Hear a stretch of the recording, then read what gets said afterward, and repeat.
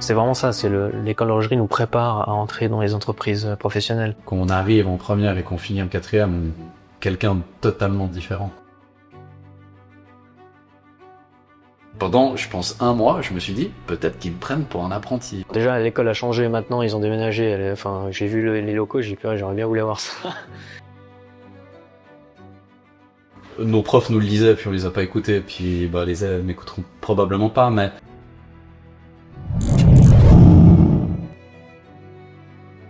Comment ça va? Ça va plutôt bien. Ouais, au top.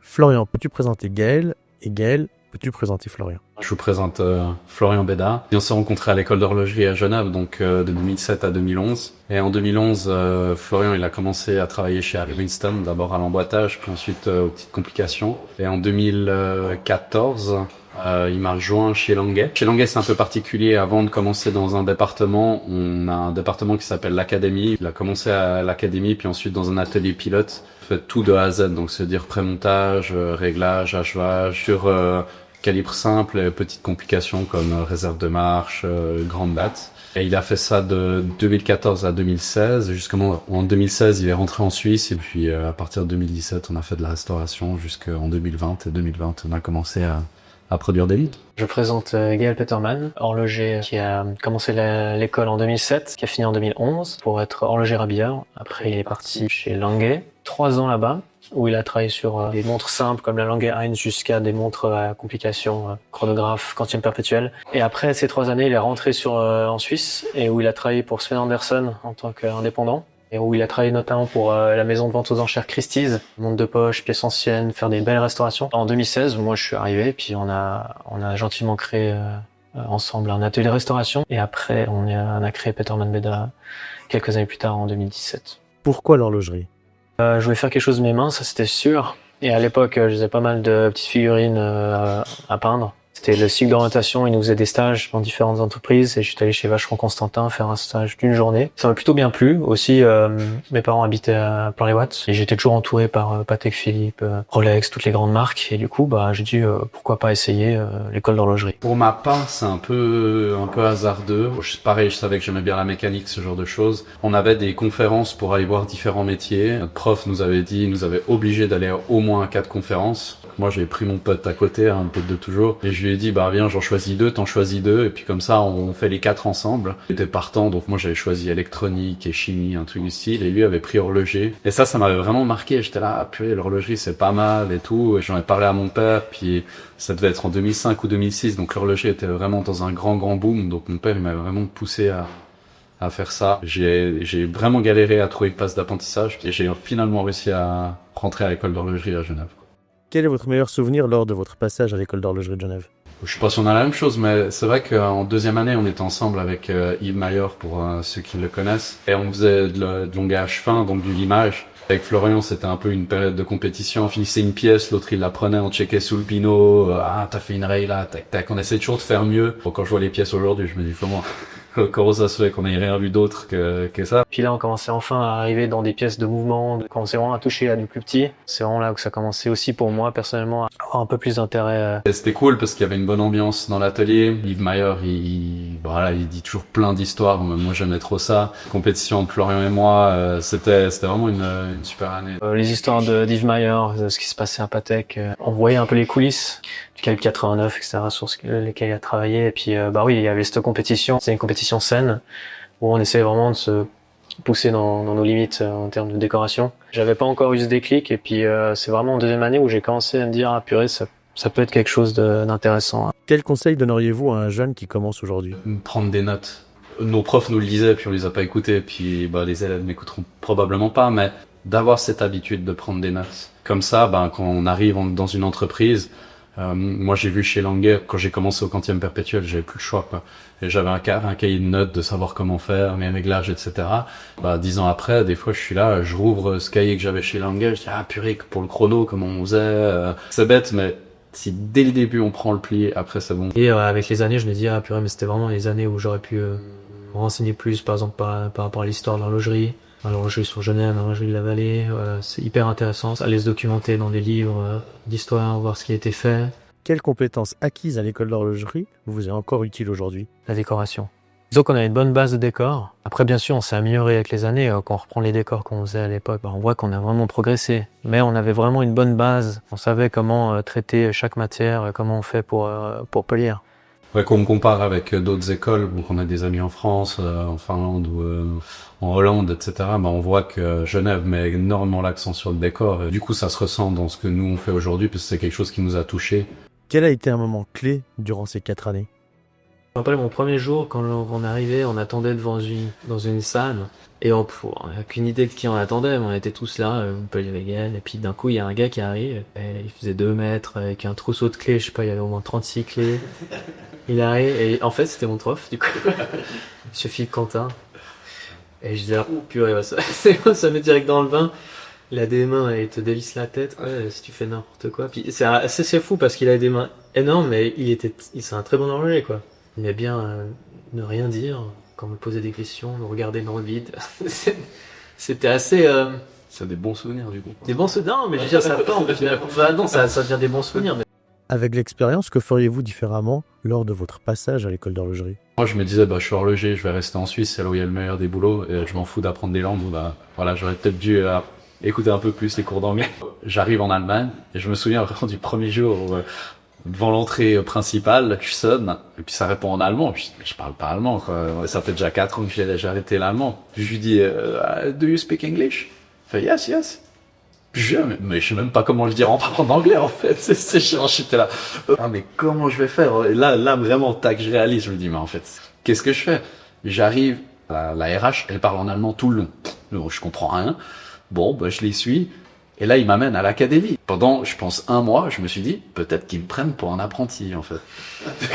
Pour dire vraiment à quel point je comprenais rien. Par contre, eux ont été vraiment très cool. Nous, les étrangers, ils nous payaient des cours d'allemand 3 fois par semaine. Quel était le défi le plus marquant que vous avez réussi à surmonter durant votre formation? Donc, le grand défi, c'était la diligence. Le temps que je mettais à faire les choses. J'étais très lent.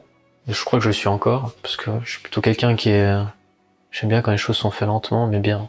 J'ai appris aussi à moins pinailler, on va dire, sur certaines choses. Et puis voilà, maintenant il faut avancer. Puis d'autant plus maintenant, on a des deadlines, etc.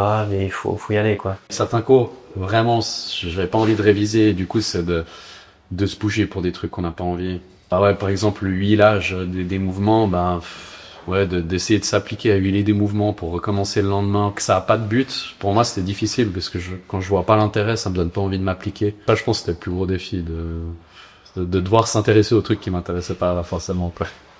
Si vous deviez résumer votre passage à l'école en un mot.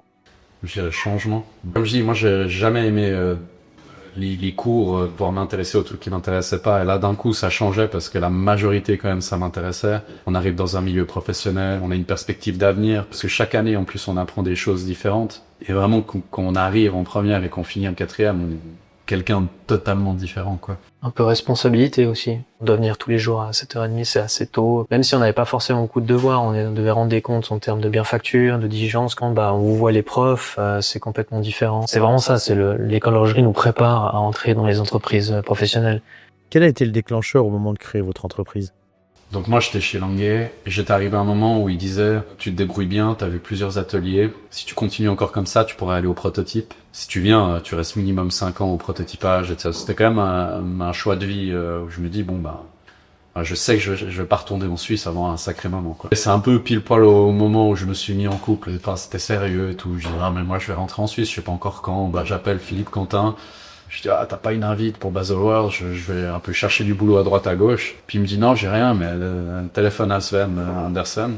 Je téléphone, Sven n'est pas là, puis c'est son employé, puis il me dit, mais j'ai pas d'invite, mais venez nous dire coucou, quoi. J'arrive à Baselworld, je discute un peu avec lui, et je dis, mais vous cherchez pas quelqu'un? Il dit, ouais, pourquoi pas, moi je chercherai un indépendant. Je dis, ça tombe bien, moi je suis chauve. En même temps, Philippe Quentin, c'est ce qu'il a fait, il a fait 17 ans chez Sven, et je me suis mis comme ça indépendant, en fait. Et c'était Philippe Quentin, justement, qui m'a trouvé une place chez Christie's. Enfin, j'étais là au bon moment, au bon endroit, mais j'ai eu cette opportunité. Tac, je me suis mis indépendant, mais je me suis jamais dit je vais faire ça toute ma vie. Mon but d'être allé chez Languet, c'était d'acquérir beaucoup d'expérience en peu de temps. Voilà, moi, j'assemblais des petites plaques additionnelles de complications pour un gars, il faisait du chronographe chez Languet. Donc, pour moi, c'était, la marge de progression, elle est hyper rapide. Du coup, je me suis dit, je vais en Allemagne pour ensuite, quand je reviens en Suisse, avoir un meilleur poste. Et puis, Gaël, il m'a dit, mais si tu veux, En attendant que tu trouves une place, je te file un peu de travail, parce qu'il avait Christie's, mais il avait d'autres clients directs qui m'avaient refilé, et puis je dis, ouais, bah, vas-y, entre temps, je fais ça. Donc, ça a duré 6 mois où j'étais dans un petit atelier à Satigny. Des petits trucs pour m'occuper, quoi, en attendant de trouver quelque chose de mieux. Puis après, bah, il y a eu cette opportunité d'aller à Renan. On lui dit, bah, vas-y, on continue. On travaillait les deux pour Christie's. Il y a un client qui avait acheté une montre chez Christie's, il voulait la faire réparer après la vente. Il arrive, et puis il dit, ah, mais c'est sympa ici, est-ce que vous faites des montres? Puis,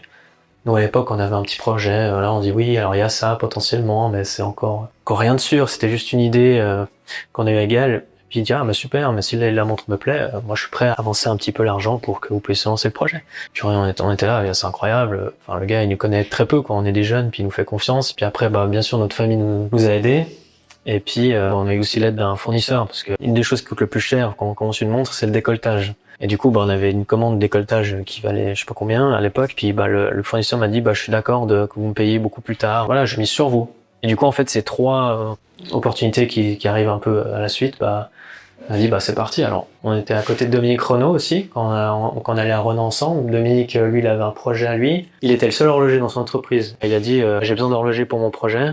Et du coup, bah, on l'a aidé sur son projet. Puis en échange, on a dit, au lieu d'échanger de l'argent, on a dit, on échange des heures. Et il avait un constructeur.